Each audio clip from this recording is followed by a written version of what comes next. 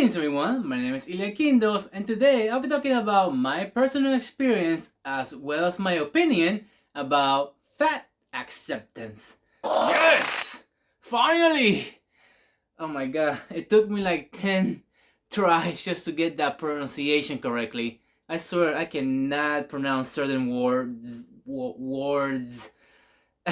Case in point. I became aware of fat acceptance around 7 to 8 months ago from a YouTuber who I personally consider my hero, MCdaniel. I was introduced to her by the For You recommendations. Her titles, out there as they are, got my attention and I clicked immediately. Her unhinged titles aside, it was recommended to me after looking for stretches for my back due to having back pain as well as knee pain. It was one of the recommendations shown to me and I clicked it, pleasantly surprised with the outcome. From there, I took a deep dive into her channel where I found many things that are quite similar between us as well as experiences that are almost par on par. Believe it or not, it is going through her channel that gave me the motivation to lose weight from 278 pounds to my now 200 pounds in a very short period of time. It is through her videos that I finally figured out what calories actually was. I'm sure some of you are saying, didn't you get taught this in school? And yes, I was taught things as in, you shouldn't be eating more than 2,000 calories a day to maintain a healthy weight. Although that didn't mean anything to me, and they did not go deep into the explanation. It was actually rather alarming how little, now that I actually think about, the education actually taught me. They was just giving me random things as a child I could not really understand. They did not bother explaining deeper, and it took somebody else entirely outside of the curriculum as well as my life and family for me to actually understand what a calorie was. Unless it's not plainly obvious, I am Hispanic. I'm a proud American now, but I was originally from a Hispanic country. And in Hispanic countries, your shape starts getting round around 20, and it's a common thing for us. So common that I didn't really see a need or a reason to lose weight besides a certain point. What is this certain point? Well, you won't consider fat until you couldn't do certain things. Those being working or doing basic tasks. This can include something as simple as cleaning dishes or hygiene. Mind you, even after that, you won't consider too fat unless it got really bad. And people usually just helped each other. I would literally see them go into the bathroom, calling their husband or wife, and then them disappearing in there for a couple of minutes. Now, you may be thinking, didn't at least my family try to lose weight? Didn't they try to figure out what's wrong? Well, to be honest, I'm beginning to believe it was more like a race thing. People just thought Hispanic people were supposed to be fat, and that's just how we're supposed to be. That doesn't stop them from trying to lose weight though. I remember many times when my mother bought a stick with a whole bunch of little sticks, which are meant to be rolled around your fat to soften it and break the fat up so it can be easily burned. I remember my grandma, my mom, as well as other female members of my family saving the pieces of the aesthetic fruits, like the skin for example, and keep it all in a little bag, and then when they had enough, they will boil them with, I think, acid of some kind, like lemon juice and salt, and they would drink that, and they were saying, oh, that's a remedy for fatness. It removes it all out, burns it clean off. And nowadays, when we move here, I've seen my parents, mostly my mom, buying teas and different little knickknacks to lose weight. It doesn't help. It's never helped. I remember that when I was in my fattest, almost hitting my 300s, that she tried to make me drink these juices. But I would never really drink them outside the time she offered me. When she asked why, I told her, if this sort of thing actually worked, everybody will be doing it. There won't be no such a thing as fat people. But she doesn't seem to understand that. And looking back at it, I can kind of see why. And the same reason that I could not understand what a calorie was, she probably didn't really understand what these juices and steak could do to her. All this did was just waste her money for a chance for something better. And I don't know how to really feel about that, because in one way it's incredibly stupid, but in another way it's her as a mother trying to help you, even if it is rather misguided. Contrary to what fat acceptance would like you to believe, I lost weight rather quickly.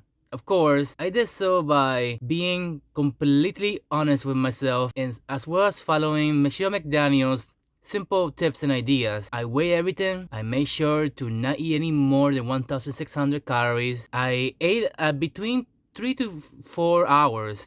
Basically got a big piece of chicken. I ripped it up. I weighed all the meat, got the calorie count, and around 1,000 calories I think it was, and then added veggies and separated in between 4 to 5 meals, and I never got hungry. It helped terribly, although it was difficult eating randomly at work. I was able to do so anyway. Keep in mind that the fat acceptance movement is dying down now, so I was basically introduced to it during the tail end of it. As my interest for it increased, more and more videos started to show up in my For You page, which allowed me to see the original beginning of the fat acceptance movement. What I saw was a lot of people constantly complaining about them being belittled, dehumanized, or treated as little more than nothing. They believe that being fat is just how they are as a natural state.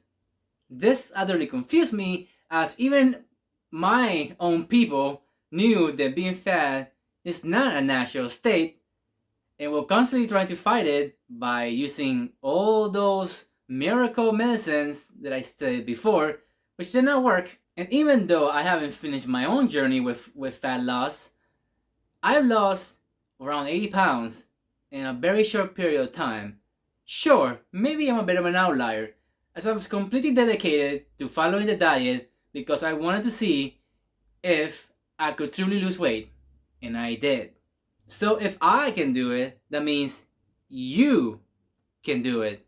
However, I can understand that it's not easy, and although McDaniel gave me the motivation and the drive to change, other people may need more than just the experience of somebody who is very close to theirs to give them the motivation.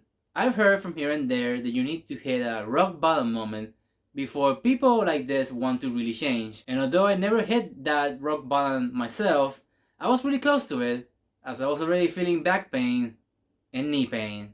All that being said, that was my original introduction to fat acceptance. Now, what is my opinion about fat acceptance?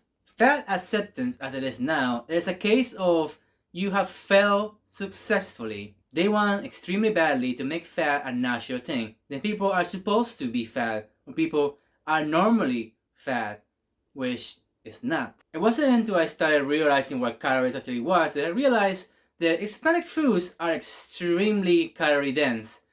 So, the common sense of my family that after 20 you start going from whatever shape you were to a circle is not true. The only people in my family that were never fat were those that work constantly or work physical intense jobs. Mind you, this doesn't have to be something like construction workers. It can just be something simpler that makes you move constantly and therefore burn calories. To us, they were just naturally skinny or blessed. However misguided the movement was, it did give birth to a few good things. The one that I felt the most empath for before I even realized about the movement was the clothing lines as well as representation of a lot more bodies that helped not only me when I was fatter, but my parents. The other two things that I managed to accomplish that I noticed after going through the fat acceptance rabbit hole, a lot less of villains being either ugly, fat, or both in most media, except maybe games because people are more interested to fight a dragon or an eldritch horror than a fat random person.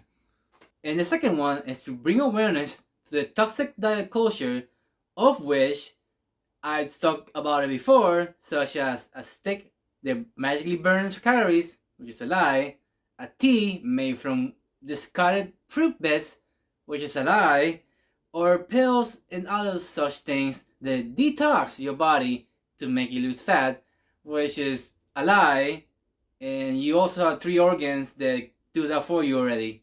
You don't need that. However, they seem utterly unsatisfied with what they did manage to accomplish and instead try to redirect things into fat is beautiful, fat is what we should all be, and more people should be fat. And this could be my own experience that I never seen any fat phobia, even when I was fat myself. My family's never seen any fat phobia.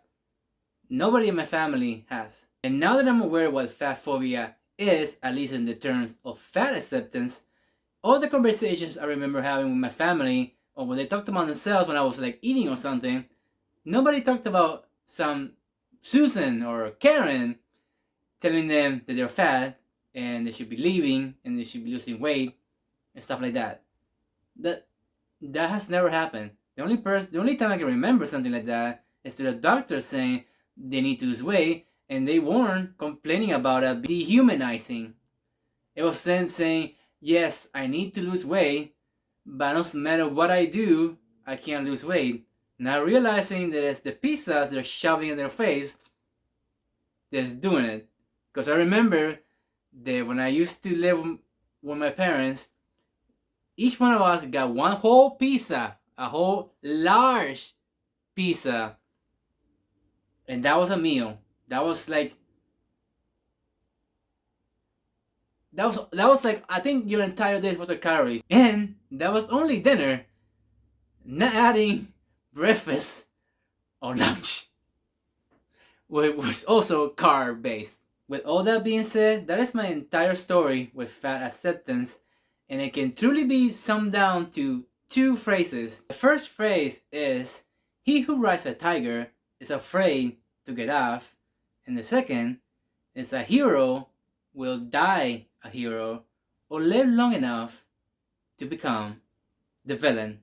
That second one really stings because there are many people who have died either fighting for fat acceptance or were embroiled in it, maybe not completely, but it was still considered to be part of it. But no one in this movement will talk about them, will remember them, because their death causes immense damage through the facade that they want to keep. Which is why I think both of those sayings are so good to explain it. Because the fat acceptance movement is like a wild, vicious tiger who wants everybody to join it, and those that are in it, when they realize how bad it actually is, can't get out. So, what do? Well, they either lie to themselves or pretend that it was an accident.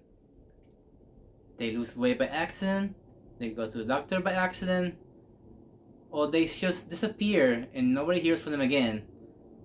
I heard that there was a few of them that even stopped showing their faces at all and only release fat acceptance rhetoric like doctors are evil, so on and so. They cannot get off this tiger. If they do, they will be the villains. So what can they do? Many of them even rely on this movement to make money. So they're trapped. They cannot get off this tiger without getting attacked, mauled by it, basically. They cannot like be memorialized by the people in this movement because if they die, nobody will remember them or talk about them. And after being trapped in this movement for so long, they slowly become the villain. Well, everyone, I hope you found my journey throughout fat acceptance, as well as my own opinions about it, interesting. I try to be to the point, but I get sidetracked so easily. Hopefully, I wasn't too boring for you guys. Ciao!